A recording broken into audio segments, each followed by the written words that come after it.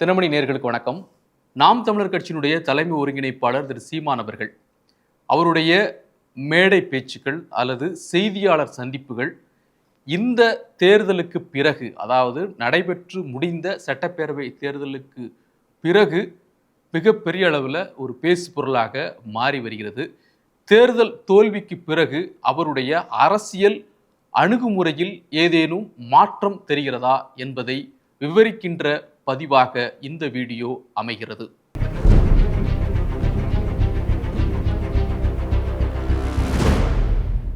நாம் தமிழர் கட்சி, அந்த கட்சியினுடைய தலைமை ஒருங்கிணைப்பாளர் திரு சீமான் அவர்கள் மேடை பேச்சு அப்படிங்கிற பொழுது அந்த பேச்சால பல நூறு ஆயிரம் மக்களை கவரக்கூடிய ஆற்றல் திரு சீமான் அவர்களுக்கு உண்டு.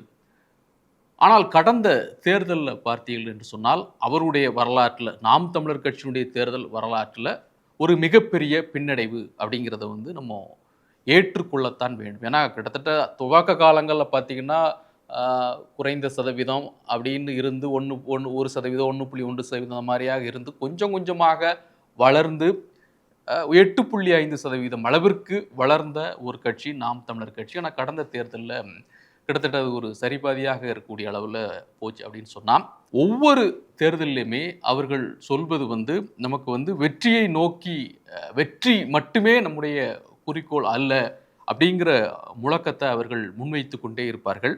மாறாக கொள்கை கோட்பாடுகளை மக்கள் மத்தியில், தமிழக மக்கள் மத்தியில் கொண்டு போதுதான் தங்களுடைய நோக்கம். நிச்சயமாக ஒரு நாள் வென்று தீர்வோம் அப்படிங்கிற முழக்கத்தை மேடைகளில் நாம் தமிழர் கட்சியை சேர்ந்த மற்ற நிர்வாகிகளும் தொண்டர்களுமே முழக்கமாக வைப்பது வழக்கமான ஒன்று. ஆனால் அவருடைய வாக்கு சதவீதம் இந்த முறை குறைந்த பிறகு அந்த தேர்தல் ஒரு வாரம் 10 நாள் பார்த்தீங்கன்னு சொன்னால் அது ஒரு செய்தியாளர் சந்திப்பு எதையுமே திரு சீமான் அவர்கள் நடத்தலை. அரசியல் தலைவர்களில், தமிழ்நாட்டில் இருக்கக்கூடிய அரசியல் தலைவர்களில் எந்த செய்தியாளர் சந்திப்பையும் தவிர்க்காதவர் திரு சீமான். ஆனால் இந்த தோல்விக்கு பிறகு ஒரு தவிர்ப்பை அவர் செய்தது நம்ம பார்க்க முடிந்தது. அந்த கட்சியினுடைய நிர்வாகிகளும் பெரிய அளவில் மேடைகளில் ஆரம்ப காலங்களில் தோன்றலை. இப்போது நிறைய விவாத நிகழ்ச்சிகள் நம்ம பார்க்குறோம், தொடர்ந்து அவர்கள் செய்து கொண்டிருக்கிறார்கள். அப்படின்னு சொன்னால் அந்த தோல்வி அல்லது இந்த தோல்வி அப்படிங்கிறது அவர்களுக்குள்ள ஒரு மிகப்பெரிய ஒரு வருத்தத்தை அல்லது ஒரு தாக்கத்தை ஏற்படுத்தியிருக்கு அப்படிங்கிறத நம்ம புரிந்து கொள்ள முடிந்தது.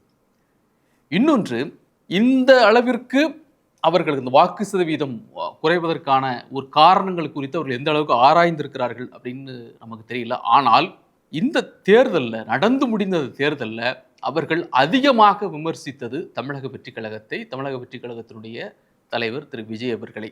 2 திராவிட கட்சிகள் பற்றி அவர் விமர்சனம் செய்தது தான் கடந்த கால வரலாறு. இன்னும் குறிப்பாக திமுக எதிர்ப்பு அப்படிங்கிறது நாம் தமிழர் கட்சியினுடைய நிறைய வீடியோக்கள் நீங்கள் எடுத்து பார்த்தீங்கன்னு சொன்னால் திமுக எதிர்ப்புங்கிறது ரொம்ப பலமாக இருக்கும். அவரோட 2 திராவிட கட்சிகள் சொல்லுவாங்க, அதிமுக எதிர்த்திருக்கிறார்கள். ஆனால் ஒப்பீட்டு அளவில் பார்க்கின்ற பொழுது அந்த திமுக எதிர்ப்பு அப்படிங்கிறது மிகப்பெரிய அளவில் இருக்கும்.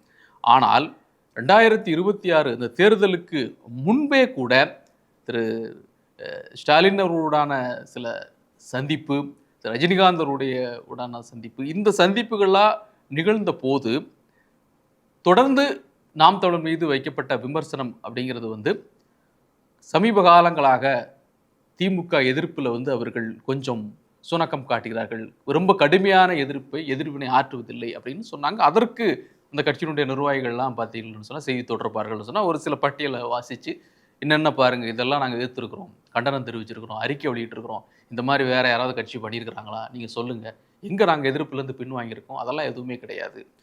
இப்போ வந்திருக்கிறவங்ககிட்ட குறைபாடுகள் இருக்குது, அவங்க திரை கவர்ச்சியை வச்சு இந்த நாட்டை பிடித்துடலாம்னு நினைக்கிறாங்க, அதற்கு நாங்கள் விட மாட்டோம், நாம் தமிழர் விட மாட்டோம், அதனால் அந்த எதிர்ப்பை நாங்கள் தெரிவிக்க வேண்டிய ஒரு தேவை இருக்குது அப்படின்னு சொல்லி அதை நியாயப்படுத்துகிறாங்க. ஆனால் ரிசல்ட் வந்தபோது அவர்கள் நாம் தமிழர் நினைப்பிற்கு அல்லது அவருடைய சிந்தனைக்கு அல்லது அவர்கள் கோட்பாடுக்கு மாறான ஒரு ஆட்சி அமைந்து விட்டது. ஸோ அதற்கு பிறகு தான் அவர்களுக்கு ஒரு சின்ன ஒரு சுணக்கம் ஏற்படுது. இப்போது தொடர்ந்து பார்த்தீங்கன்னா மேடைகளில் அவர்கள் தோன்றார்கள். நாம் தமிழர் கட்சியினுடைய தலைமை ஒருங்கிணைப்பாளர் சீமான் உட்பட பல மேடைகளும் பார்க்க முடியுது. குறிப்பாக திரு சரத்குமார் அவர்களுடைய பிறந்தநாள் விழா பொதுக்கூட்டம் திருநெல்வேலி மாவட்டத்தில் நடக்குது, சீதவர்படல் அப்படிங்கிற ஒரு பகுதியில். அந்த கூட்டத்தில் பேசுகின்ற திரு சீமான் பல விஷயங்களை முன்வைக்கிறாரு. சரத்குமாருடைய அந்த நட்பு அவரோடு பழகிற விதங்கள் இதெல்லாம் சினிமா உலகம் அவருடைய சாதனைகள்லாம் ஒரு பக்கம் சொன்னா கூட எங்களுக்குள்ள வேறுபாடு இருந்தாலும் சரி நாங்கள் வந்து தமிழ் தாயின் பிள்ளைகள் அப்படிங்கிற அளவில் நாங்கள் வந்து எல்லாருமே தமிழ் ரத்தம் எங்களுக்குள்ள தமிழ் தாயினுடைய பிள்ளைகள். அது யாரு திரு நயனா நாகேந்திரா இருந்தாலும் சரி, திரு தனியரசுவாக இருந்தாலும் சரி, அல்லது திரு சரத்குமாராக இருந்தாலும் சரி, எல்லாருமே நாங்கள் வந்து ஒரு தமிழ் தாயின் பிள்ளைகள் அப்படிங்கிற அளவில் நாங்கள் வந்து ஒரே மாதிரியாக இருக்கிறோம். நாங்கள் ஏற்றுக்கொண்ட அந்த கட்சி, அந்த கொள்கை கோட்பாடு இதுக்கெல்லாம் நிறைய வித்தியாசம் இருக்கு, அதுக்கு இதுக்கும் சம்மந்தம் இல்லை என்று சொல்லி தன்னுடைய அண்ணன் சரத்குமார் அப்படின்னு சொல்றாரு. திரு நயினார் நாகேந்திரன் மாமாங்கிறார். திரு நயினார் நாகேந்திரன் பேசி வருகின்ற பொழுது மாப்பிள்ளை சீமான் அப்படின்னு சொல்லி அழைக்கிறார். ஸோ இந்த காட்சிகள், இந்த உறவு சொற்களை எல்லாம் பார்க்கின்ற பொழுது இதற்கு பின்னால் வேறு ஏதேனும் ஒரு நோக்கம் இருக்கிறதா என்று ஒரு அரசியல் பார்வை வைக்கப்படுகிறது. நட்புங்கிறது வேறு, அரசியலை தாண்டி நட்பு அப்படிங்கிறது வந்து காலகாலமாக இருந்து கொண்டிருக்கக்கூடிய ஒன்று தான். இது புதிதான ஒன்றும் அல்ல. எப்பொழுதுமே வந்து அரசியல் கடந்த நட்புங்கிறது வந்து எல்லா காலகட்டத்திலும் இருந்து கொண்டிருக்கிறது.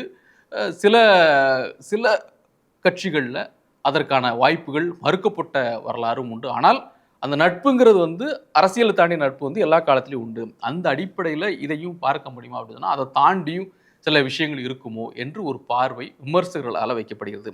ஏன்னா நாம் தமிழர் கட்சி மீது வைக்கப்பட்ட அந்த தேர்தல் தோல்விக்கான முக்கியமான காரணமாக கூறப்பட்டது அவர்கள் திமுக எதிர்ப்பிலிருந்து சற்று பின்வாங்கி தமிழக வெற்றி கழகத்தை குறிவைத்து தாக்கினார்கள், அதனால்தான் இந்த அளவிற்கு ஒரு தோல்வியை அவர்கள் சந்தித்தார்கள் அப்படிங்கிற ஒரு பார்வை வைக்கப்படுது.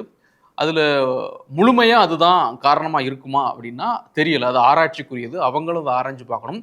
ஆனால் அதுல உண்மை இல்லாமல் இல்லை, குறிப்பிட்ட அளவிற்கு அதுல ஒரு உண்மை. உண்மையில என்னங்க குறிப்பிட்ட அளவு அப்படின்னா அந்த கூற்றுல அது முற்றிலும் புறந்தள்ளி விடக்கூடிய ஒரு கூற்று அல்ல அப்படிங்கிற அளவில் நம்ம சொல்றோம்.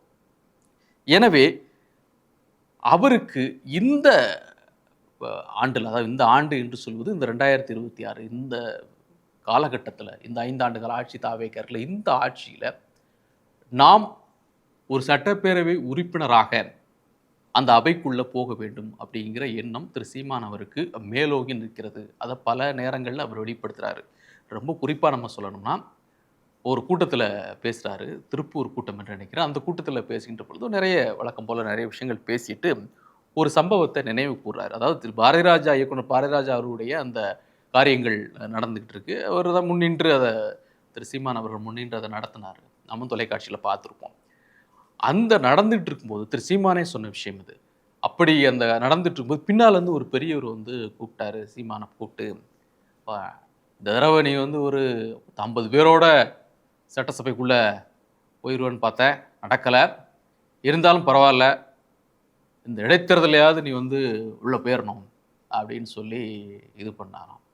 இப்போ அவரும் கண்டிப்பாக விடமாட்டேன், இடைத்தேர்தலில் நான் வந்து நிச்சயமாக நின்று உள்ளே போகிறேன் அப்படின்னு ஒரு உறுதியை கொடுத்துட்டு இந்த இந்த சிரிப்போட போகணும் அப்படின்னு அவர் சொன்னாராம். நானும் அந்த சிரிப்போட உள்ளே போ அப்படி. இப்போ இந்த பாரதிராஜா அவர்கள் அவருடைய அந்த காரியம் நடந்துட்டு இருக்கும்போது நடந்த ஒரு உரையாடல், பெரியவர்கிட்ட நான் வந்து அவர் அப்பா ஸ்தானத்தில் வயது ஒத்தவர், அவர்கிட்ட வந்து இந்த உறுதியை நான் வந்து கொடுத்தேன் அப்படின்னு சொல்லி அவரே சொல்கிறார். இது நம்ம யூகங்கள் அடிப்படையில் இல்லை. ஸோ அம்பாசமுத்திரத்தில் நடக்கக்கூடிய அந்த இடைத்தேர்தலில் அவர் நிற்பது அப்படிங்கிறது வந்து முடிவு செய்யப்பட்ட ஒன்றாக இருக்கிறது. முடிவு செய்யப்பட்ட ஒன்று அப்படிங்கிறத தாண்டி எந்த ஒரு தேர்தலாக இருந்தாலும் நாம் தமிழர் கட்சி புறக்கணிக்கதே கிடையாது.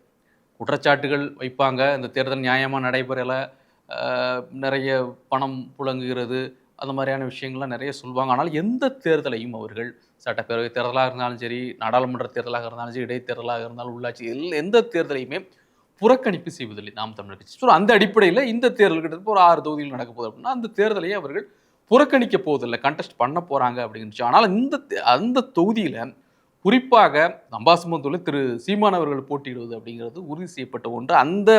அதை ஒட்டி தான் சில பேச்சுகள் நடைபெற்றது. அவரை ஒரு பொது வேட்பாளராக நிறுத்தக்கூடிய சில யோசனைகள் கூட நடந்து கொண்டிருக்கிறது. திமுக அதிமுக சேர்ந்து கூட அந்த வேலை செய்கிறாங்கலாம் சொன்னாங்க. அதை உடனடியாக அவர்கள் மறுத்தார்கள். நாம் தமிழர் கட்சியை சேர்ந்த செய்தி தொடர்பாளர்கள் அந்த மாதிரி எண்ணமே கிடையாது என்று அவர்கள் மறுத்தார்கள். ஸோ அப்படியெல்லாம் வாய்ப்பு இருக்கா அப்படின்னா அதுக்கான வாய்ப்புகள் வந்து கட்சியை சேர்ந்தவர்கள் சொல்வதை போல அதற்கான வாய்ப்புகளும் குறைவுதான்.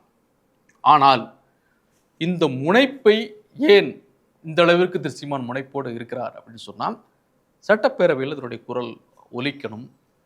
ரொம்ப எளிமையாக இந்த கட்சி தாவேகாவை பொறுத்தவரை ரொம்ப குறுகிய காலகட்டத்துக்குள்ள 2 ஆண்டு 2.5 ஆண்டுக்குள்ள உள்ள வந்து இன்னைக்கு வந்து ஒரு கவர்மெண்ட் வந்து ஃபார்ம் பண்ணிட்டாங்க.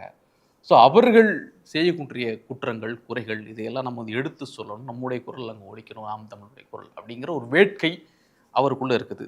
ஸோ அப்போ அது வேட்கை மட்டும் இருந்தால் போறாதுல்ல. வெல்வதற்கான சூத்திரங்கள் தேவைப்படுது. வெற்றி பெறணும்னா வெற்றி பெறதுக்கான சில கால்குலேஷன் இருக்குது, சூத்திரங்கள் இருக்குது. அதுதான். ஸோ அதை ஒட்டிய சில நகர்வுகளை சீமான் செய்து கொண்டிருக்கிறாரோ, சில இலக்கமான சூழலை தன்னுடைய எதிர்த்தரப்பில் இருக்கவர்கள் கூட இணக்கமான சூழலை ஏற்படுத்த முயற்சிக்கிறாரோ அப்படிங்கிற மாதிரியான ஒரு பார்வை தான் வைக்கப்படுகிறது. ஏன்னா இந்த கூட்டத்தில் அவர் பேசுறது வந்து தமிழ் தேசியம் இந்த மாதிரியான விஷயங்கள் எல்லாம் பேசுறாரு.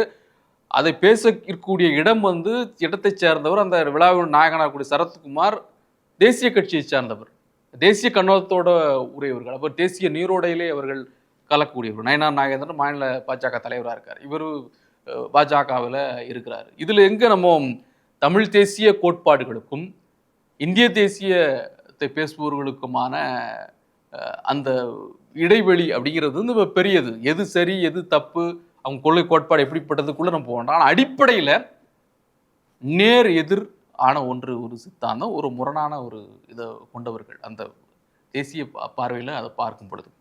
ஏன்னா அப்போ எப்படி வரும் அப்படின்னாலும் அதை தாண்டி இந்த வெற்றிக்காக சில இணக்கமான ஒரு பகையற்ற ஒரு தன்மையை ஏற்படுத்துவதற்கான சில முயற்சிகளை திரு சீமான் மேற்கொள்கிறாரோ அப்படிங்கிற ஒரு பார்வையும் அரசியல் நோக்கர்கள்ட்ட இருக்குது.